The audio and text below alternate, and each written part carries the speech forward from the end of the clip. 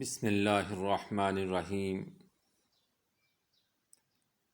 حضرت انس رضی اللہ تعالی عنہ بیان کرتے ہیں کہ رسول اللہ صلی اللہ علیہ وآلہ وسلم نے فرمایا، جب کوئی مسلمان شجرکاری کرتا ہے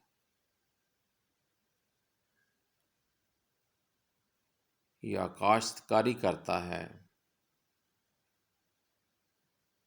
پھر کوئی انسان یا پرندہ یا کوئی حیوان اس میں سے کھا لیتا ہے تو یہ اس کے لیے صدقہ ہے، یعنی صدقہ جاریہ ہے۔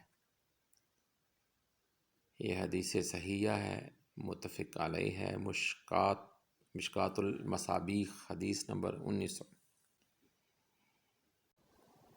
یعنی اگر انسان کوئی درخت بھی لگاتا ہے تو اس کے اوپر آ کے پرندے بیٹھتے ہیں، اس کا پھل کھاتے ہیں، اس کے نیچے لوگ اس کی چھاؤں میں بیٹھتے ہیں تو اس کا پھل کھاتے ہیں، تو یہ سارا اللہ تعالیٰ کی طرف سے صدقہ جاریہ ہے۔